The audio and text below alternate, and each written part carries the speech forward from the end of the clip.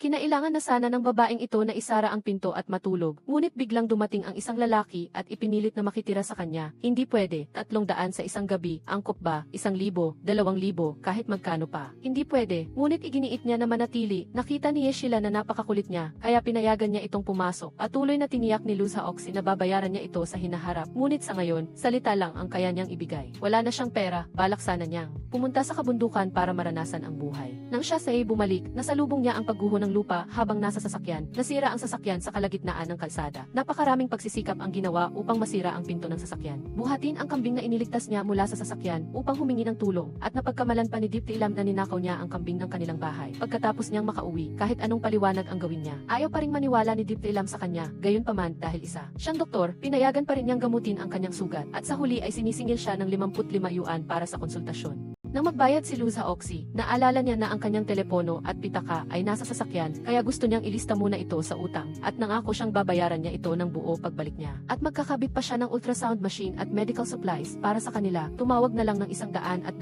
at dalhin na muna siya sa syudad para satsihiskan ng utak. Inisip ni Deep Ilam na nagluloko lang siya. At bago kumain, nakita niyang pinupunasan niya ng tissue ang chopsticks. Mas lalo siyang nainis. Nakita niyang kumukuha siya ng manok at pinigilan niya ito. Manok na alaga sa bahay ito. 300 yuan bawat isa. Kaya mo bang kainin? Nakipagtalo din si Luz Haoxi sa kanya. Kumuha ng piraso ng manok, bibigyan kita ng 300 bawat piraso. Nasaan ang pera? Ilista muna sa utang. Bukas na lang lahat bayaran. Nakita ni Deep Ilam na agad siyang naglabas ng kanyang notebook at isinulat ito. Patuloy na kumuha ng ilang piraso ng manok si Keith Chiubi. Siya ang direktor ng Ansing Hospital. Ang halagang ito ay wala lang sa kanya. Bukas, pagkuha niya ng kanyang telepono mula sa kotse, babayaran niya agad ito. Ngunit kinabukasan, nang hanapin ng dalawa ang kotse, nakita nilang nawawala ito. Ngayon, mas lalong hindi siya pinaniwalaan ni Deep Ilam. Nakita niya na hindi lamang siya magnanakaw ng kambing kundi isa ring manloloko, at sinabi pa na siya ang direktor ng Ansing Hospital. Siya mismo ang pangalawang doktor sa departamento ng orthopedics sa ospital. Hindi pa nakita ang direktor na ito, ngayon ay hindi na rin siya makapagpatunay ng kanyang pagiging inosente. Sarado ang daan at hindi makauwi. Gustong tumawag ngunit walang signal, kaya kailangan lang niyang manatili dito ng ilang araw. Ayaw ni Deep Ilam na manatili siya dito ng libre. Hindi lang niya pinakain ang mga pato, pinatrabaho rin niya ito sa paglilinis ng kulungan ng pato. Hindi pa nagawa ng direktor na ito ang ganitong trabaho kailanman. Muntik na siyang masuffocate, at sa hapon ay pinapasto naman niya ang mga kambing. Puno ang kanyang schedule sa buong araw. Hindi siya pwedeng maging pasibo na lang palagi. Kaya narinig niya ang tungkol kay Deep Ilam mula sa punong guro, at nalaman niya na noon ay kusang loob siyang nag-apply para tumulong sa medikal na tulong dito sa loob ng 3 buwan. Ngunit mahigit kalahating taon na ang lumipas. Nagulantang siya, bawat buwan ay seryoso niyang isinusulat ang kanyang ulat. Gusto niyang mailipat, ngunit hindi ito nangyayari. Iniisip na hindi siya gusto ni Direktor Huang bilang subordinate. Sa isang iglap, tinamaan niya ang sakit ni Deep Ilam. Gayunpaman, gusto niyang malaman ano ba talaga ang ginawa ni Deep Ilam na nagkasala kay Direktor Huang. Nang kumuha siya ng mga gamit, nagkataon na nakita niya ang isang ina na may dalang anak, nakaupo at naghihintay sa kanilang ospital ng 3 araw at 3 gabi. Nang tanungin niya, nalaman niya na malubha ang sakit ng bata. At si Direktor Xu ay nagkaroon ng matagumpay na kaso noon, kaya pumunta siya upang kausapin si Direktor Gao. Umaasang papayagan niya si Direktor Xu na operahan ang bata. Nabigo ang operasyon, sinisi ni Direktor Huang si Deep Ilam. Isa siyang pediatrician, bakit siya nakikialam sa departamento ng kardiolohiya ng iba? Kaya pinapunta niya si Deep Ilam sa isla ng Dao Yuan upang tumulong sa medikal. Sinabing 3 buwan lang, ngunit mahigit kalahating taon na ang lumipas, at hindi pa rin siya pinauwi ni Direktor Huang. Pinayuhan siya ni Luz Haoxi na magpahinga, at sinabing tiyak na makakabalik siya. Nag-usap pa rin ang dalawa kinagabihan, hindi pa rin maintindihan ni Luz Haoxi. Malinaw na ang taong kinagalit niya ay si Direktor Xu. Bakit siya pinahihirapan ni Direktor Huang? Si Direktor Huang ay isang sipsip at mahilig sumang-ayon kay Direktor Xu. Habang lalong nag-uusap ang dalawa, lalong lumalalim ang kanilang pagkakaintindihan at lalo silang umiinom ng alak. Lasing na lasing si Luz Haoxi, at sa pagkakataong ito, tumawag ang ina ni Deep Ilam at iginiit na makita ang kanyang kasintahan. Saglit lang, magbabanyo lang ako, ipadadala ko rin sa iyo mamaya. Nakita niyang mukhang maganda ang binata, kaya sinamantala niya ang pagkalasing nito. Patagong kinunan ng litrato ang dalawa at ipinadala sa kanyang ina. Kinabukasan, habang naghahanda si Luz Haoxi ng almusal, bigla siyang nakarinig ng tunog ng telepono mula sa klinika. Nang bumalik si Deep Ilam mula sa pagpapatingin, nakabalik na siya sa syudad. Nagtampo pa nga si Deep Ilam dahil hindi man lang siya nagpaalam. Ang unang ginawa ni Luz Haoxi pagbalik niya ay ipaimbestiga ang impormasyon tungkol kay Deep Ilam. Gusto niyang kumuha o makipag-ugnayan para sa kooperasyon. Sa madaling salita, gusto niyang makipag-ayos. Sa unang araw ng trabaho, nakasalubong niya si Direktor Huang at kusang loob pa siyang binati. Si Direktor Huang ay nakangiti at malugod na tinanggap siya. Ngunit sa likod niya ay minamaliit niya ang batang direktor na ito, ang batang iyan. Isang sipsip na matanda, mabilis na natanggap ng ng klinika ang ultrasound machine at mga gamot na ibinigay ni Luz Haoxi na nagpaisip din kay Deep Ilam na nagkamali siya ng paghusga sa kanya. Hindi nga kaya si Xiaolu ang totoong direktor ng Ansing Hospital, pero kanina lang ay tiningnan ko na sa opisyal na website, lumang direktor pa rin. Pagkatapos noon ay agad siyang nakatanggap ng abiso mula sa ospital na nailipat na siya. Dahil lang sa kabutihan ng kanyang puso na tumulong sa isang pasyente, sinadya siyang paghigantihan ni Direktor Huang. Nagpunta siya para mag-volunteer sa kabundukan ng 3 buwan, ngunit mahigit kalahating taon na siya rito. At hindi pa rin siya inililipat pabalik, ngayon ay bigla siyang nakatanggap ng order ng paglilipat mula sa ospital. Tuwang-tuwa siyang niyakap ang punong guro, sa wakas ay nailipat na siya pabalik, at kasabay nito, nakuha din ni Lu ang impormasyon tungkol kay Deep Ilam, at nalaman niya na pinuntirya siya ng iba. Kinailangan naman ni assistant na itanong kung may nangyari ba kay Deep Ilam nang ma-stranded siya sa Tao Yuan Village. Ano ang ibig mong sabihin? Romansa, walang romansa, ngunit hindi nagkukulang sa away. Sinabi naman ni assistant na matagal nang may lihim na pagtingin si Deep Ilam sa kanyang kasamahan na si Giang Hoimin, at dahil nabigo ang kanyang pagtatapat ng pag-ibig kaya siya humingi ng transfer sa Tao Yuan Village. Hindi lamang upang umiwas sa kahihiyan, kundi upang pagalingin ang kanyang sugat sa puso. Naging interesado si Luz Haoxi nang marinig ito, at gusto niyang makita kung anong klaseng lalaki ang gusto ni Deep Ilam, at naisip niya ang larawang nakita niya sa Tao Yuan Village, tiyak na nagpapagaling lang ng sugat sa puso. Sabay na inihanda ni Deep Ilam ang kanilang huling pagkain. Aalis na siya sa hapon, kahit na gusto niyang mailipat, mahigit kalahating taon na siya dito, at nang talagang kailangan na niyang umalis, nalulungkot pa rin siya. Pagkatapos mag-impake, nagpaalam siya sa mga punong guro, at lumakad sa daan pabalik. Sa umaga sinabi din ng assistant kay Lu, na babalik na si Deep Ilam sa trabaho ngayon. Alam ko na, hindi inakala ng assistant na ganito siya kainteresado kay Dr. Deep. Pagod sa trabaho araw-araw, hindi ba pwedeng maghanap ng kaunting libangan? Nang bumalik si Deep Ilam sa trabaho, napakaganda ng kanyang pakiramdam. Nakabalik na siya at nakita si Giang Hoimin, gumaan ang kanyang loob, binati niya lang ito ng mabilis. Ngunit hindi pa niya tapos ayusin ang kanyang mga gamit nang makatanggap siya ng tawag. Gusto siyang makita ng bagong direktor, kinakabahan siyang nagtungo upang salubungin ang direktor, at naalala niya ang sinabi ni If Chiu Bifi sa Tao Yuan Village. Hindi nga kaya siya ang totoong direktor, baka si Direktor Xin. Apelyido Xin, kung gayon ay mas panatag na ang kanyang loob. Nang buksan niya ang pinto at nakita niyang hindi si If Chiu Bifi ang pumasok, gumaan ang kanyang napuso. Upo ka. Nako, Deep Ilam, hindi ko inakala na alam mo rin ito, o kaya sa ilantad ko kaya siya. Magaling, salamat, doktor, lahat ay handa na, huwag kalimutan na bumaba para sa pulong mamaya. Lumingon si Deep Ilam, hindi ba ito si Luz Haoxi mula sa Tao Yuan Village? Hindi ko inakala na siya pala talaga ang direktor. Habang iniikot ni Direktor Lu ang Rubik's Cube, para siyang nakaupo sa nagbabagang uling, nakita niyang kinakabahan siya. Sinabihan siya ng direktor na magpahinga, tulad noong nasa Tao Yuan Village. Paano niya magagawa iyon? Ang taong nakaupo sa harap niya ay si Direktor Lu. Naalala niya ang mga bagay na ginawa niya sa kanya sa Tao Yuan Village, at habang lalo niyang iniisip, lalo siyang nahihiya, kaya agad siyang tumayo at humingi ng tawad. Sa Tao Yuan Village, nagkamali ako sa iyo. Sa labas, sinabi ni Direktor Lu na hindi niya ito pinapansin. Ngunit pagtalikod niya ay kumuha siya ng sobre at inilagay sa kanyang kamay, ito ang utang ko sa iyo. Lalo siyang natakot, noon, nagbibiro lang ako sa iyo. Hindi niya kailanman naisip na hingin ang pera niya, ngunit ayaw ni Direktor Lu na maging hindi tapat, kaya ipinilit niyang tanggapin niya ang pera, at gusto pa niyang bilangin ito sa harap niya. Dahil dito, nakatayo si Deep Ilam sa harap niya, binibilang ang eksaktong 8,455 yuan na walang labis o kulang. Tama ang bilang, 55 yuan para sa bayad sa paggamot, 6,000 yuan para sa 3 gabing pananatili, 2,400 yuan para sa 8 piraso ng manok, kabuang 8,455 yuan. Malinaw na pinapaalalahanan siya nito sa lahat ng ginawa niya sa Tao Yuan Village. Nang umalis siya, hindi niya pa rin maiwasang magtanong, tapos na ba ang mga nangyari sa Tao Yuan Village? Ang utang ko sa iyo ay malinaw na nakasulat, madaling kalkulahin, ngunit ang utang mo sa akin ay magulo, matagal bago kalkulahin. Hindi ba ito nangangahulugan na pahihirapan kanya unti-unti sa hinaharap? Paglabas niya ng pinto ng opisina ng direktor, nagsimula siyang malungkot. Bakit naman ganito ang malas ko? Nakita ito ng direktor, nataranta siya at tumakbo, ngunit kahit nakabalik na siya, hindi pa rin siya binibigyan ni Direktor Huang ng shift, at pinapagsama-sama pa siya ng mga lumang dokumento. Sinisi niya ang lahat kay Direktor Lu, hindi ba si Luz Haoxi iyon? Nang makita ng babaeng doktor na dumating ang bagong direktor, na siya pala ang mahirap na lalaki na pinahirapan niya sa kabundukan, nanlamig siya sa takot at labis na kinabahan. Nagustuhan ni Direktor Lu ang ganitong reaksyon niya, at sinabihan siyang huwag masyadong formal, tulad lang daw noong nasa Tao Yuan Village. Paano niya magagawa iyon? Siya ang tunay na direktor, hindi ka na ba nagdududa sa akin? Hindi na. Naalala niya ang mga ginawa niya sa kanya sa Tao Yuan Village, kaya agad siyang tumayo at humingi ng tawad. Nagkamali ako sa iyo, pinahirapan kita. Sa panlabas, sinabi ni Direktor Lu na ayos lang, ngunit pagtalikod niya ay inabot niya ang sobre sa kanya, ang pera na utang niya sa kanya noong nasa Tao Yuan Village. Paano niya kayang singilin ang pera ng direktor? Ngunit siya ang direktor, paano siya magiging hindi tapat? Wala nang nagawa si Deep Ilam kundi tanggapin ito. Iniisip na marahil tapos na ang kanilang usapan sa Tao Yuan Village. Ngunit sinabi niya na ang utang ko sa iyo ay malinaw na nakasulat, madaling kalkulahin, ngunit ang utang mo sa akin ay magulo, hindi ganoon kadaling kalkulahin, hindi ba ito nangangahulugang gusto niyang dahan-dahan kang pahirapan? Kaya naman sa promotion ng painless childbirth, siya mismo ang direktor na umakyat sa entablado upang magpakitang gilas. Tuwang-tuwa siya, akala niya ay kasama niya sa grupo si Deep Ilam, ngunit nakatayo ito sa likod ng ibang tao. Agad siyang nagtaas ng kamay at sinabing gusto niyang makipagpalit ng posisyon sa katabi niya. Ang dahilan ay baka isipin ng mga tao na pinapaboran niya ito. Ang layunin niya ay makasama si Deep Ilam sa grupo. Sinasadya ba niya, natatakot ka bang masaktan ako? Natatakot ka bang magtanim siya ng galit? Sa anumang paraan, iniisip pa rin niya ang nangyari sa Tao Yuan Village. Natatakot si Deep Ilam na baka may magawa siyang mali at makita ito ni Lu Saoxi. Buti na lang at walang pagkakamali, lahat ay naging maayos. Kinagabihan, nagreklamo siya sa kanyang matalik na kaibigan. Bakit naman ganito ang pagkakapareho? Siya ang aking direktor, hindi lang nakikiramay ang aking matalik na kaibigan, kundi nagpakita pa ng pagkausyoso.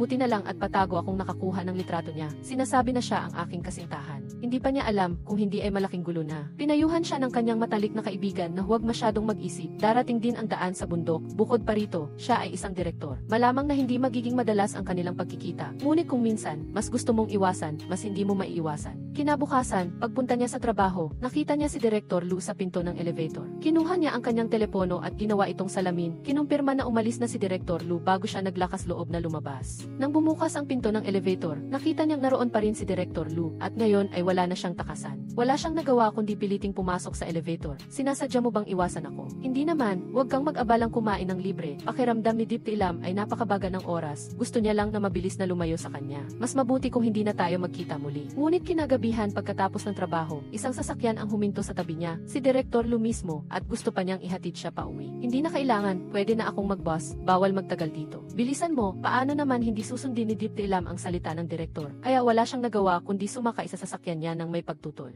Nang makasakay siya sa sasakyan, hindi na siya naglakas loob na kainin ang hamburger. Nakita ni Direktor Lu ito at sinabihan siyang ubusin na, huwag sayangin. Ngunit nang kumain na siya, binuksan ni Direktor Lu ang bintana. Inakala niya na siguro ayaw niya ng amoy sa loob ng sasakyan, ngunit sinabi niya na ngayon ay naaamoy pa rin niya ang manok. Hindi ba ito nangangahulugang naalala niya ang panahong nasa Tao Yuan Village sila at pinaglilinis niya siya ng dumi ng manok? Paumanhin, nagkamali ako, wala namang problema, mayroon akong inaalala. Sa puntong ito, gusto na niyang bumaba ng sasakyan, ngunit hindi siya naglakas loob na magsalita. Buti na lang at nagpadala ng mensahe ang kanyang matalik na kaibigan at niyaya siya sa supermarket para mamili. Doon lang siya nagkaroon ng dahilan para bumaba ng sasakyan. Nang maghintay si Direktor Lu sa traffic light, nakita niyang nakalimutan ni Deep Ilam ang kanyang bag sa sasakyan. Kaya dinala niya ito sa kanya at narinig niya si Deep Ilam na nagrereklamo tungkol sa kanya. Kaya pinakinggan niya kung ano ang sinasabi niya tungkol sa kanya dahil iyon lamang ang paraan upang marinig niya ang tunay niyang damdamin. Sabi niya, talagang nakakita ako ng kaaway at sinabi ko kay Direktor Huang na huwag akong bigyan ng shift. Buong araw niyang inuulit ang aking mga pagkakamali sa Tao Yuan Village na para bang ginagawang kasiyahan ang paghihiganti sa akin. Siya ay talagang isang demonyo, Dr. Deep, nakalimutan mo ang iyong bag sa sasakyan ng demonyo. Mas malaki na ngayon ang problema, ang dami niyang masamang sinabi tungkol sa kanya at narinig niya ang lahat. Huwag mong isiping humingiti siya at hindi nagagalit, baka sa hinaharap ay mag-isip pa siya ng paraan para pahirapan ka. Hindi nga nagkamali ang hula niya, kinabukasan ay pumunta siya kay Direktor Huang tungkol sa pagkuha ng shift.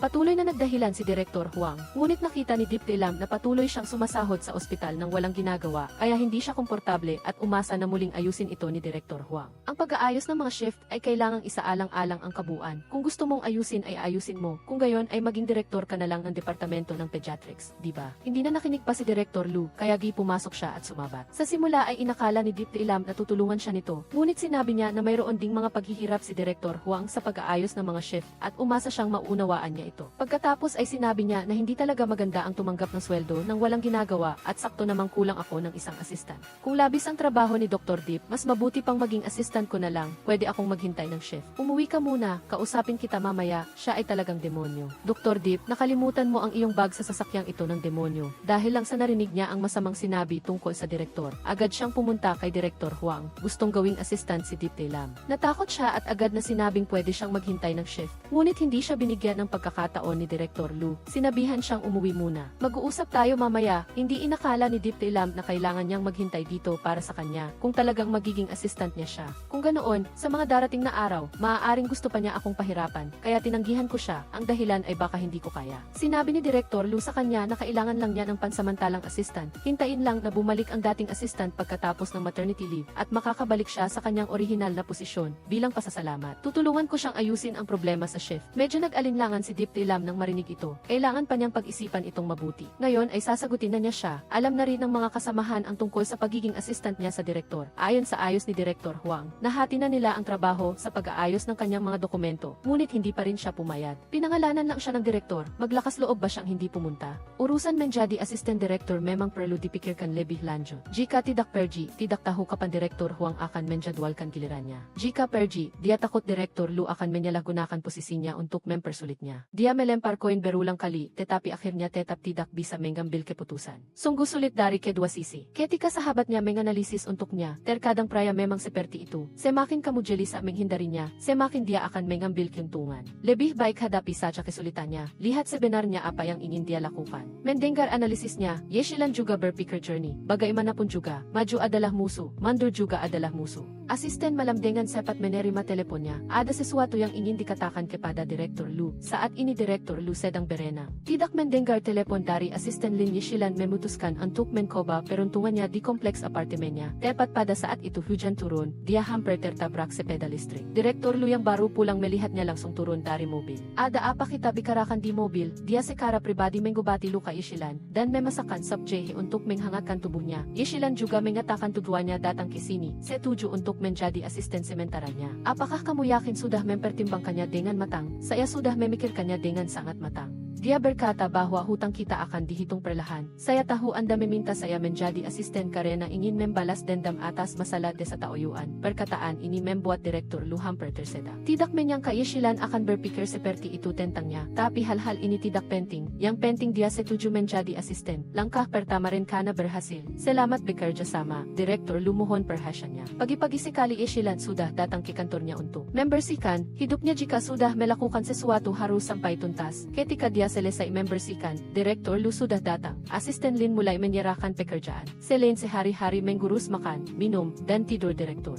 maka wajib menghafal nomor telepon kontak dan data dasar. Yeshilan merasa terlalu banyak. Apakah bisa disimpan di ponsel? Disimpan di ponsel juga boleh, tapi tetap harus dihafal. Apakah tidak terlalu perlu? Bagaimana jika ponsel kehabisan baterai atau lupa dibawa? Asisten Lin sudah berkata demikian. Dia juga akan berusaha menghafalnya. Dia kira menjadi asisten akan sangat mudah. Siapa sangka lebih sulit daripada menjadi dokter. Dan juga menjadi bahan taruhan rekan kerja. Saya sudah bilang, Dokter Ye pasti akan setuju menjadi asisten direktur. Tapi dia tidak mau perkaya. Ketika selesai menjemasi barang dan pergi, dia menggulurkan tangan mengambil secangkir kopi. Jika bertaruh dengan saya bagaimana bisa kopi saya tidak ada. Rekan-rekan kerja yang membicarakannya di belakangnya biarlah. Setelah kembali, Direktur Lu malah menjeluk kopi buatannya tidak enak. Dia punya set peralatan teh khusus berwarna hitam. Jenis yang diambil Yeshilan untuknya adalah untuk tamu. Dia datang tanpa bertanya. Sudah sinaknya mengambil keputusan untuk saya. Meskipun menjadi asisten tidak memerlukan keahlian khusus. Tapi harus berpikir secara menyeluruh. Nanti saya pasti akan lebih hati-hati. Takut dia menemukan kesalahan lagi. Yeshilan ingin segera menghafal nomor telepon. Direktur Lu tiba-tiba mangkul di depannya. Awalnya mengira dia sedang mengatur pekerjaan.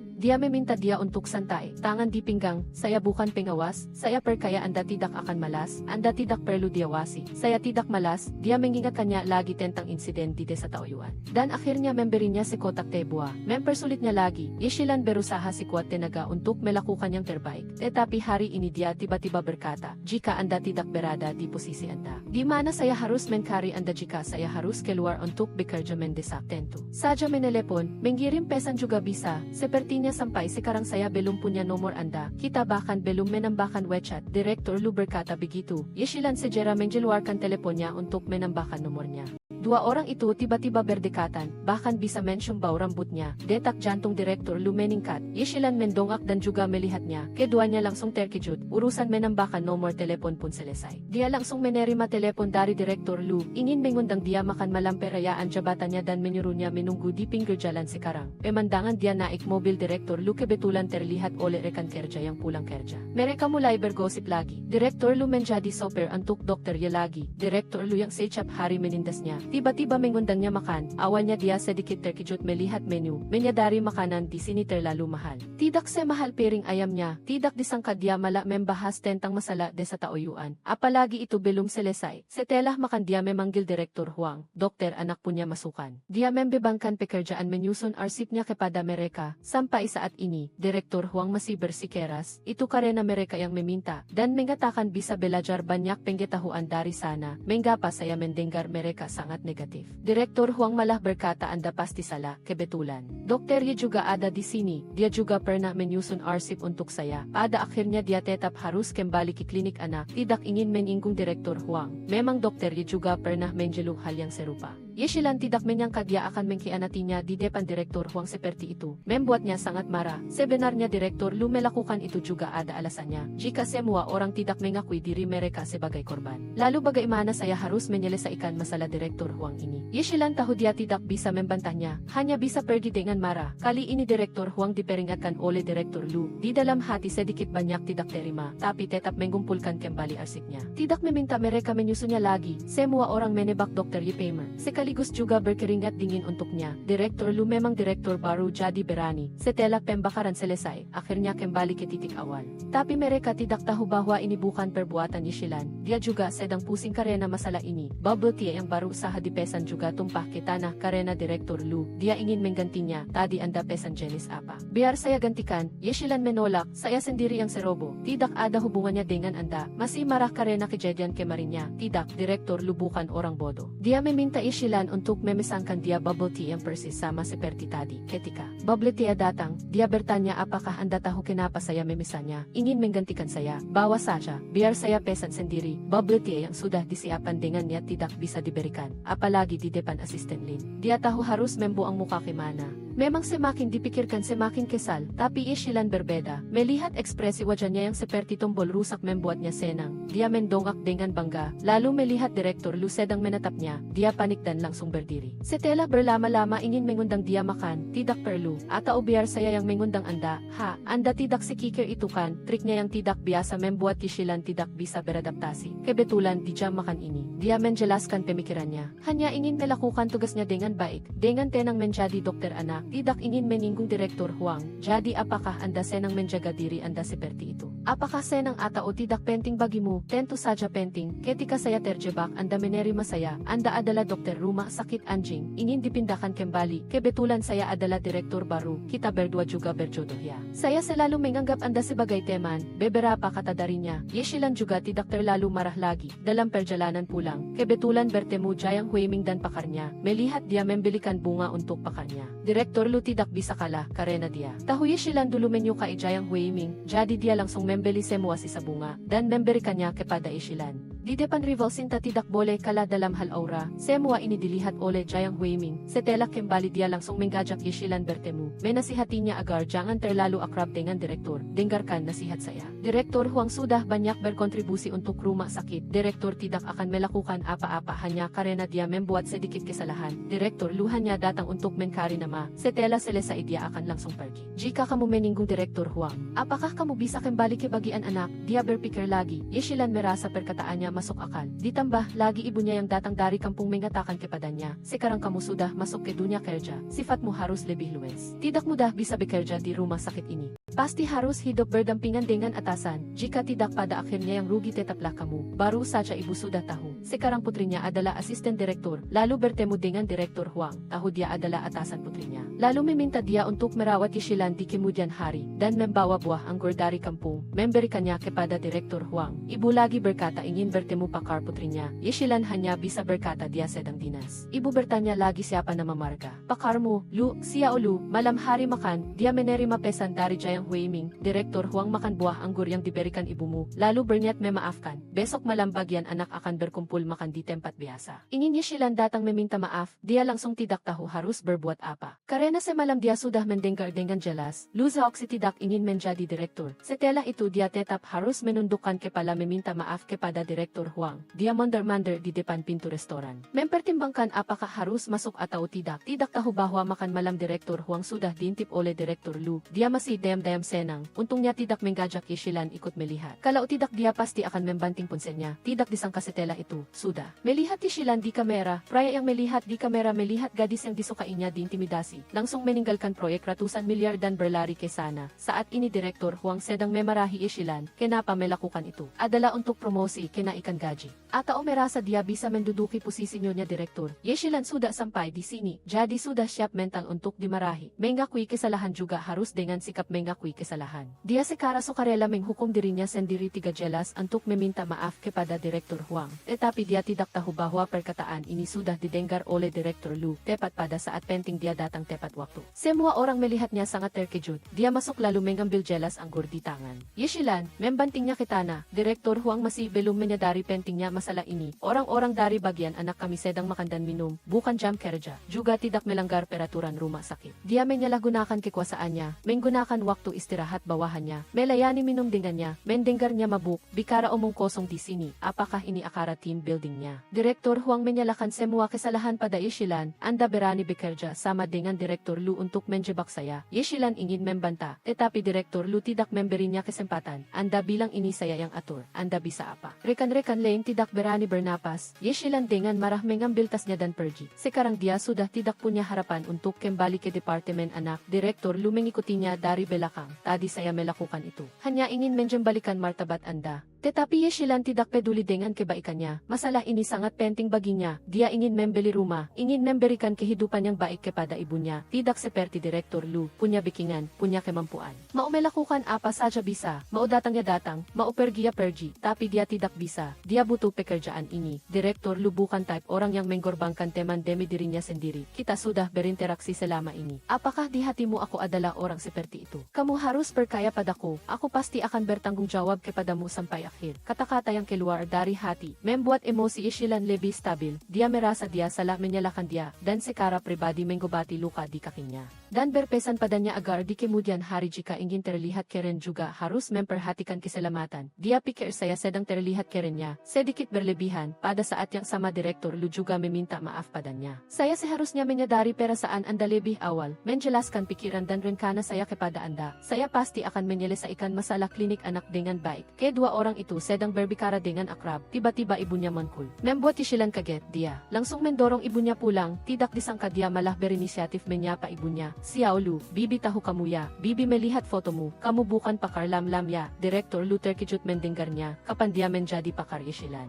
Ibu kembali menjelu padanya, pakarnya datang tetapi tidak diperkenalkan kepada ibu. Bukankah sudah dikatakan beberapa hari lagi akan makan bersama? Benar, sekarang hanya bisa mengatakan begitu kepada ibu. Ibu sangat puas dengan calon menantunya ini, bahkan memuji dia lebih tampan dari di foto. Kembali ke rumah Direktur Lu sangat gembira. Setelah itu Yesilan menelepon untuk menjelaskan masalah ini kepadanya. Tetapi dia malah berkata hari ini terlalu lelah, saya ingin besok Anda menjelaskan. Langsung kepada saya, malam itu dia terlalu senang sampai tidak bisa tidur. Kapan foto itu diambil? Mengapa dia mengatakan kepada ibunya bahwa dia adalah pakarnya? Pagi-pagi dia langsung mengadakan rapat darurat dan memperlihatkan video Direktur Huang, agar semua orang mendengar apa yang dia katakan. Awalnya dia masih berani bicara, mengatakan sebagai direktur tapi merekam video secara dayam-dayam seperti ini, juga termasuk metode yang tidak resmi. Video ini bukan Direktur Lu yang merekam, melainkan dokter dari Departemen Anak yang melaporkan masalah, mengatakan dia menyalahgunakan jabatannya, menyuruh staf melakukan pekerjaan pribadi, suka menggunakan nama team building untuk menikmati pera saat menjadi raja. Dia malah mengatakan status Yesilan saat ini adalah asisten direktur. Dia melakukan itu hanya untuk menjilat direktur. Yesilan belum sempat bicara apa-apa. Dr. Chang sudah maju untuk melapor kepada direktur. Bukan Dr. Ye. Dokter yang direktur maksud adalah saya. Sekarang bukti sudah jelas. Direktur Lu menkabut jabatan kepala departemen anak darinya. Semua orang setuju untuk menunjukkan rasa terima kasih. Dia mengundang Direktur Lu untuk makan dan ada sedikit urusan pribadi yang ingin dilaporkan kepadanya. Membuat Direktur Lu sangat senang. Dia ingin melihat bagaimana Yesilan akan menjelaskan foto itu kepadanya. Saya untuk menghadapi ibu saya. Hari itu dia bersikeras ingin bertemu pakar saya. Kebetulan Anda mabuk. Jadi saya diam-diam mengambil foto Anda. Melakukan ini di desa. Tauyuan, sudah berapa lama Anda menyembunyikannya? Saya hanya berharap keberuntungan. Dia malah meminta untuk melihat foto itu. Yesilan hanya bisa mengirimkan foto itu kepadanya. Direktur Lu tidak menyangka itu adalah foto sintimi itu.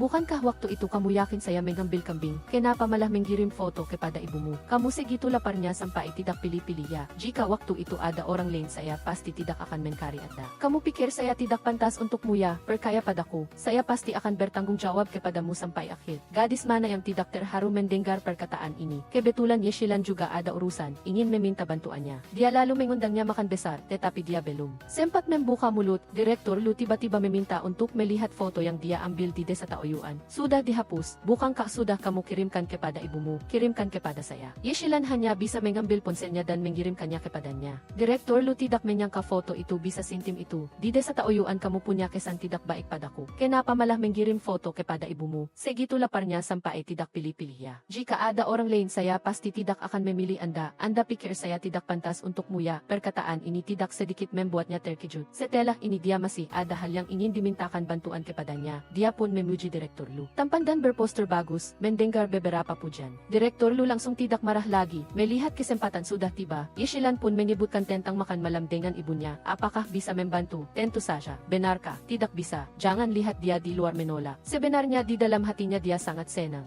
Hanya suka melihat ekspresi tidak sabar Yeshilan. Tidak disangka Yeshilan malah membahas masalah semalam. Dia bersumpah akan bertanggung jawab padaku sampai akhir. Jelas-jelas saya sedang bicara masalah pekerjaan. Apakah saya juga harus bertanggung jawab mencarikan pakar untukmu? Hal yang seharusnya dikatakan sudah semua dikatakan. Direktur Lu tetap tidak setuju. Kebetulan di depan ada toko bunga. Dia pun membeli sikat mawar kuning dan memberikannya kepada Direktur Lu. Membuatnya kaget dia. Kira Yeshilan ingin menyatakan cinta padanya. Sebenarnya mawar kuning melambangkan permintaan maaf karena ketulusannya. Direktur Lu setuju untuk membantu, tapi ada satu syarat. Sekarang dia masih belum memikirkannya. Tulis sa surat hutang. Yeshilan tidak menyangka surat hutang yang dia maksud adalah rekaman video. Itu mengingatkannya pada saat di desa Taoyuan. Waktu itu dia juga merekam video persis seperti itu untuk Direktur Lu. Sekarang dia membalas semuanya. Saya Yeshilan mengundang Lu Zhaoxi untuk berpura-pura menjadi pakar saya. Pergi makan dengan ibu saya. Di sini saya menyetujui satu permintaan Anda tanpa syarat. Sekarang sudah ada bukti. Nanti Anda ingin menjemplang juga sulit. Ibu tahu dia berpura-pura menjadi pakar. Xiao Ye sangat bersemangat, berpesan kepadanya besok harus tampil bagus. Keluarga kita sangat terbuka. Tidak perlu kamu menikah demi bisnis. Yang penting kamu suka saja. Sebelum pergi tidak lupa mengingatkannya. Berusaha membuat kalon ibu mertua senang.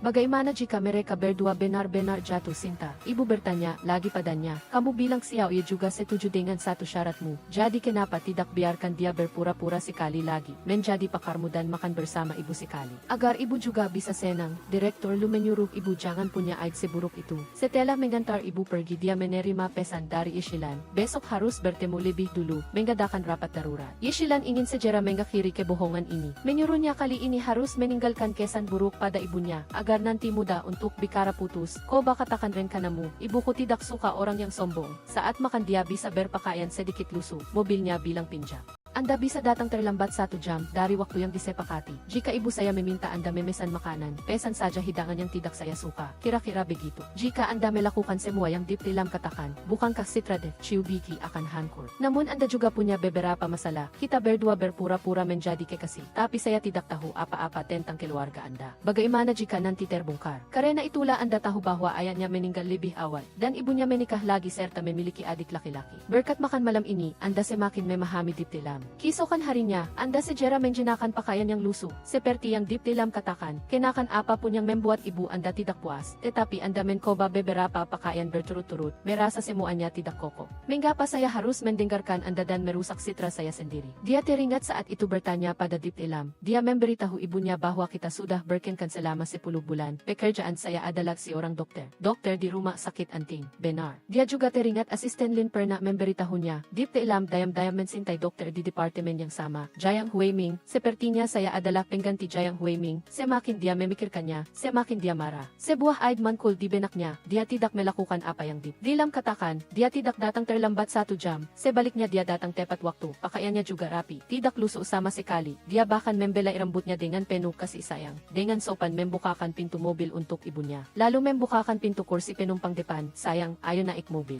Ang panloloko ay hindi ayon sa kanyang umiiral na plano. Nalubos na ikinagalit ni Yeshilan Yeshilan. Pagkasakay niya sa kotse, agad niyang tinanong ang tungkol sa sasakyan. Sinabi niya na binili ito ng kanyang mga magulang. Tita, nahihilo po ba kayo sa kotse na ito? Hindi. Kung gayon, susubukan kong magmaneho ng matatag. Lalong nagalit si Yeshilan. Si President Lu ay hindi kumilos ayon sa kanilang napagkasunduan. Habang kumakain, nagpadala si Yeshilan ng mensahe para paalalahanan siya, Presidente, mangyaring kumilos ayon sa orihinal na plano. Akala niya ay susunod na siya, ngunit ang resulta ay patuloy niyang ini-order ang mga paboritong pagkain ni Yeshilan na lubos na sumasalungat sa gusto niya. Pinirito na isda na may ampalaya ng walang ampalaya at cumin beef na walang sibuyas, pinalitan ito ng bawang.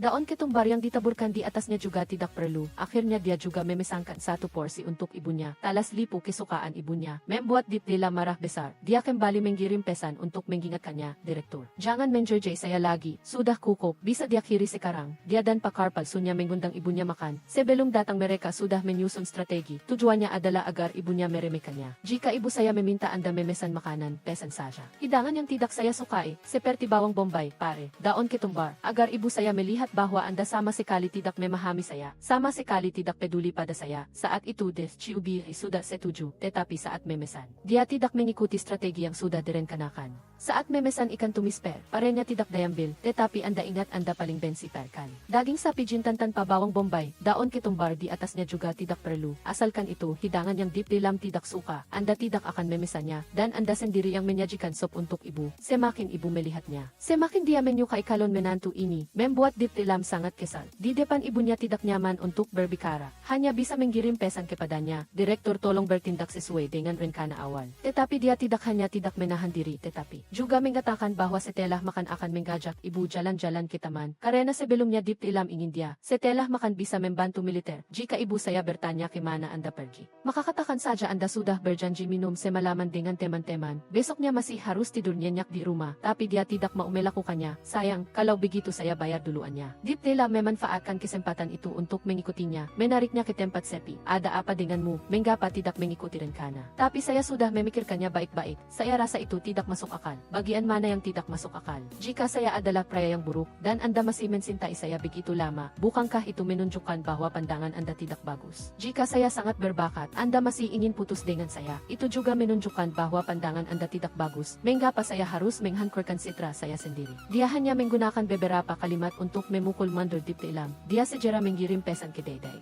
menceritakan bahwa dia dikerjai oleh FCUDE. Dia dikerjai seperti ini. Ibuku semakin menyukainya. Teman dekat Dayday menganalisisnya untuknya. Mungkin FCUDE menyukaimu. Dia sama sekali tidak tahu bahwa cintanya juga sedang datang. Asisten itu berbicara dengannya di malam hari. Alasannya adalah dia menulis asisten Lin di novelnya, dan dia adalah seorang penjahat. Asisten Lin memintanya untuk merevisinya, mengubah karakternya menjadi orang baik. Tidak mungkin. Apakah Anda tahu betapa merepotkannya merevisi sebuah tulisan? Mengapa saya harus mendengarkan Anda? Sepertinya dia juga tidak ingin rekan-rekannya tahu bahwa dia sedang menulis jenis novel ini. Memang benar, Dayday selalu menyembunyikan dari rekan-rekannya. Keduanya menjeluh. Dayday sedang pusing karena harus mengubah arah cerita, sedangkan Deep Dilam masih gelisah karena tidak sengaja mention Deep Chiubi. Seharusnya setelah makan mereka pergi jalan-jalan di taman, semuanya berjalan normal. Tiba-tiba ibu menyarankan untuk memotret mereka. Deep Dilam berkata baterai ponselnya habis. Deep Chiubi tidak ingin melewatkan kesempatan bagus seperti itu, lalu mengeluarkan ponselnya dan memberikannya kepada ibu untuk dipotret, agar tidak membuat ibu curiga. Keduanya lalu seperti pasangan kekasih lainnya, menunjukkan kemesraan yang sangat akrab. Deep Chiubi melihatnya lalu untuk melindunginya, kepalanya terkena bola. Keduanya tidak sengaja bersiuman, kebetulan ibu berhasil memotretnya. Dayday ingin melihat foto mereka berdua.